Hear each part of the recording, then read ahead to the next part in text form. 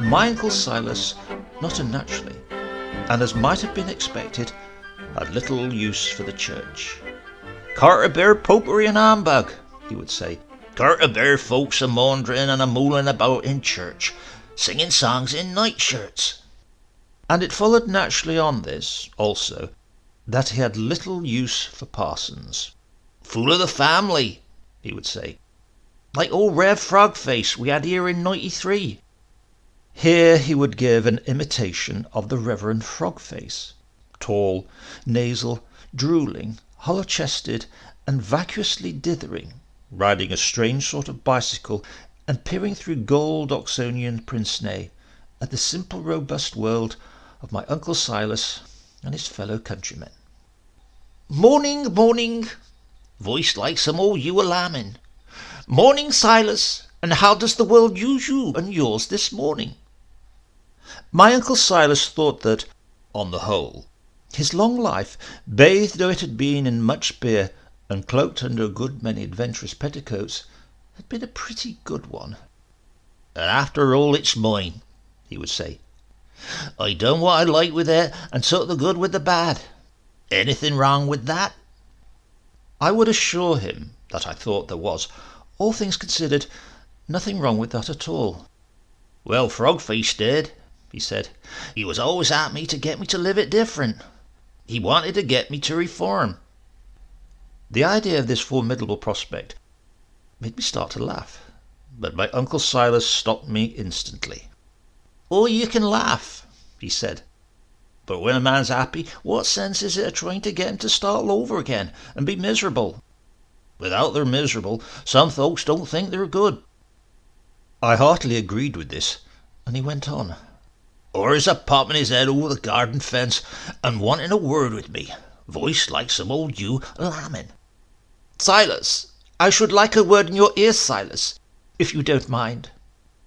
My Uncle Silas would then go on to describe what one of these words in his ear was like, and how he himself replied. "Silas, not to put too fine a point in it, I hear that you were roaring drunk again outside the Swan and Two Nicks on Friday." "No, sir." "And that you were not only drunk, but that you and Sam Twizzle and Plum Walker went out of the public house, took the bridle off Milkman Randall's pony, and sold it back to him at the bar." "No, sir." "Silas, Silas, be careful what you say. Many informants have another story." "Well, he might do, but it ain't mine." "Then do you deny that you were drunk outside the Swan and Two Nicks on Friday?" "I do. It happened to be Saturday." "And I suppose you deny that you and your friends robbed Milkman Randall of his pony's bridle and sold it back to him at the bar?" "I do. It wasn't the bridle at all. It were the whole nation harness." "Silas, Silas." "Well, he warn't fly enough to look after it himself while he were trying to creep round the barmaid's apron. That's his lookout, ain't it? Not mine." This might have been enough, as my Uncle Silas pointed out, to put off any ordinary mortal. But parsons, he remarked, are often persistent, thick-skinned and nosy, to a point of driving an ordinary mortal off his head. "Course, we gave old Milkman his harness back next day. Just a bit of sport, that's all. Sort of thing we used to do when we was all in beer. Got to do summat to make life worthwhile. Like the day we sent the landlord of the Crown and Anchor a telegram. Well, that don't matter. Just a bit of sport." My Uncle Silas then went on to tell me how, at last, he grew very tired of these essays of interference in the normal, worthwhile sport of life, and how he resented, above all, the notion that there was no good, no purpose, and no future in his kind of living. "No good will come of it, Silas. I warn you, no good will come of it." "Well, I don't doubt you're right, but all I can say is, parson, is this. If what's a-coming is half as good as what's been, then it won't be amiss. If half the gals—" "Wine and women, wine and women. They've been the downfall of many a better man than you, Silas, many a better man than you. Then good luck to him, that's all I can say. But terrier dogs and parsons, as my Uncle Silas remarked, have this much in common. Once they get their teeth in, there's no shaking them off. "Well, I got my chance at last," Silas said. "One day old Frogface came a-bothering and a-pestering on me to shoot an old fox what were taking his cockerels." He paused, and I waited for him to go on. But suddenly he went off down one of his smaller tributaries, a recollection. "Oh, I forgot there were two on 'em. Curate too. Lived in that there big rectory under them big cedar trees. Gloomy old place. You could drive a carriage in fur down the stairs. I justly forget the curate's name, but he were leaning too. They were a damn good skinny pair. Both on 'em half cock." "Silas, I should appreciate it as a great favour if you'd have a go at this wretched animal. It has eluded both of us and everybody else assigned to it." "Shooting foxes? I ain't very gone on that." "The animal is a poultry maniac. He had 6 last night, 4 last Sunday, while I was in church." "I ain't very gone on it." "Another week, and we'll have nothing left. Silas, I beg you as a very great favour." "I ain't very gone on it. Besides, Sammy Twizzle's got my gun." "There'll be a quart of beer for you and for Sam too. I can assure you of that." "It'll be very light an all-night job. A quart don't go too far. I generally reckon a barrel for a thing like a fox." "Very well, Silas, very well, if they are your terms." This, as my Uncle Silas pointed out, was something hard to refuse. But before finally agreeing on things, he felt that he had, as he said, to point out to the Reverend Frogface a serious possibility. "The last fox I shot was over at Joey Tyler's," he said, "and he come back and orted him, making a terrible noise over night time. Cruel, cruel, like her lost soul." "I doubt very much," the Reverend Frogface said, smiling, "if foxes have souls." "Don't you believe it, parson," my Uncle Silas said. "They're nasty-souled animals, foxes, especially vixens." There are, as no doubt you know, many kinds of foxes. "And it were just as I thought," Silas said. "It were two-legged un. We hadn't been a-sitting there on the barrel about an hour when up come Tunchy Magnus, carrying a big sack. Well, of course we know Tunchy well. Knowed him years and you." My Uncle Silas then went on to describe a brief interlude in which he, Sammy Twizzle, and Tunchy Magnus sat for half an hour under one of the big cedar trees, working out the night's arrangements. "Well, we wanted to give Tunchy a fair chance," my Uncle Silas said. "So we said to him, 'Tunchy, it's like this here. You take another half-dozen cockerels and nip a couple for us, and then give us another barrel and we won't say a word. But without you give us the barrel.'"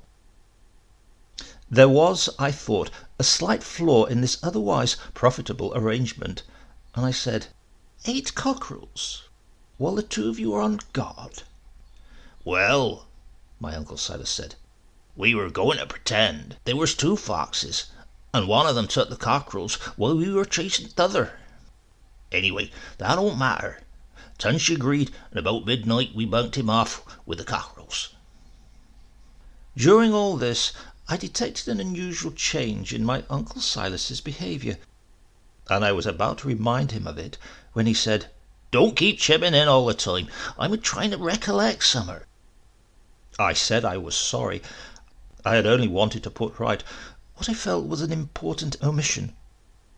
But he ignored this completely and said, "Any road, about 1 o'clock I made a noise like bedlam, and Sammy let the gun off twice in the paddock at the back. About 5 minutes later, old Frog-Face and the curate came a-scorching downstairs and out into the garden in nightcaps and nightshirts, a-bawling. Silas! Silas! Did you get the villain, Silas? Voice like some old ewe lambing as usual. Did you get him, Silas? At this point, my Uncle Silas proceeded to address himself to the Reverend Frog-Face in the sternest possible way, wagging an admonishing finger as if in fact he were present amongst us. "Parson," I says to him, "they were two on 'em. That's why you been a-losing so many. Dog and a vixen. Sammy shot the dog out in the field, but the vixen got away. And Parsons, I says, I don't envy you. I don't envy you." Why, Silas? Why? They never forget, vixens. That's why they never forget, especially when they lose a mate. And I'll be burned if that there vixen won't come back and haunt you. Here my Uncle Silas grinned and cocked his eye at me. "And what do you think old Frog-Face said, eh?" "Silas," he said, "I haven't the slightest doubt you'll burn when the time comes, but that the vixen will come back in supernatural form, I cannot believe." What do you think of that, eh? My Uncle Silas did not pause for an answer, and went on. "All right, parson," I says to him. "You can supernatural till the cows come home, but I wouldn't be in your shoes for 2 barrels of beer. Not yet 3. And as for dealing with that there vixen when she comes back, I wouldn't be here for 4. Here he paused most impressively, turning to me with an expression of great seriousness, as if perhaps he had even begun to believe in all this himself. "You know what we done?" he said. "No." "We went home," he said, with great solemnity, "and started thinking." With patience I waited to hear the outcome of this remarkable pursuit, and after some moments he said, "Upshot on it were as Sammy got to know a publican over at Thurley, what had a tame fox in the backyard. Brought it up from a cub. Could do anything. Eat out your hand. Drink half a pint if you'd a mind to pay for it. Come like a dog when you whistled." At this point I was strongly tempted to ask if he could also sing the Bluebells of Scotland, but I refrained, and he said, "We had a bit of job painting on it white, but it didn't look amiss when we'd finished it."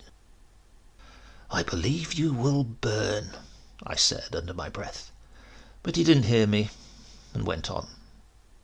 "And it warn't long before we got him up to old Frog-Face's. There was a big lawn in front of the house, with these here big cedar trees both sides. So Sammy sat one side of the lawn, me on t'other. I got the fox. Then I started howling and a-wailing like a good un. They were just nice and dark at the time." Here, for a second time, he paused to draw a picture of the Reverend Frog-Face and his curate scorching to the garden in nightcaps and nightshirts. "That were the signal," he said. "Sammy give a low whistle, and I let the fox go. God almighty, we got it trained so well, I thought it gonna run at their damn nightshirts. It went that close, boy." He whacked his hand down on his corduroy knee several times, his cheeks wagging with laughter. "Well," he said, "we done that for about 6 nights. Not regular, of course, but just often enough to aggravate 'em to death." "Upshot?" I said. "Upshot were," he said solemnly, "as I had a visit from old Frog-Face. He were in a terrible bad state, nerves like frog spawn, over totter and a quiver. Curate couldn't come, poor fella. He were bad abed and worse up."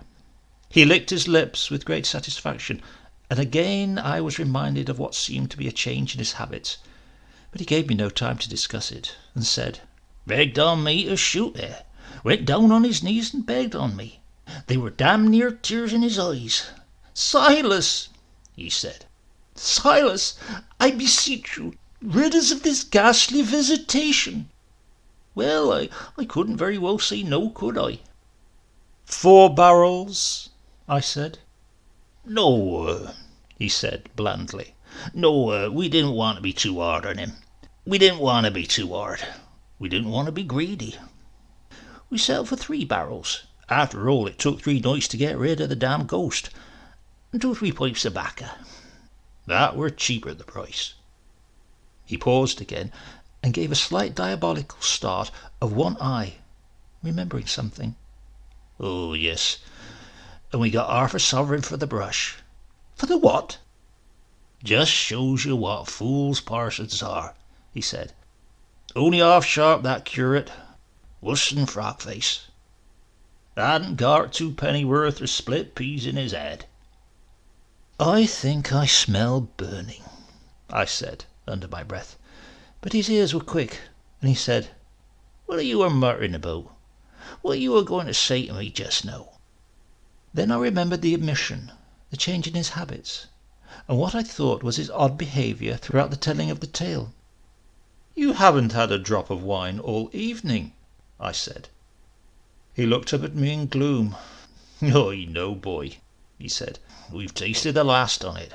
The parsonage won't be ready for a fortnight. Give us the little foxes, I said. What time does the Swan and 2 Nicks close? He whipped his watch out of his waistcoat with the alacrity of a man about to start a race between 2 horses. You'll just be in time, boy, he said. You'll just be in time. Shall I bring a barrel? He leapt up, sprightly as a young hound. I'll come with you, boy, he said. You'll never lift it. There's a knack with barrels. You got to know the knack. There ain't many know the knack. I took his arm. Except, I said, the 2-legged foxes.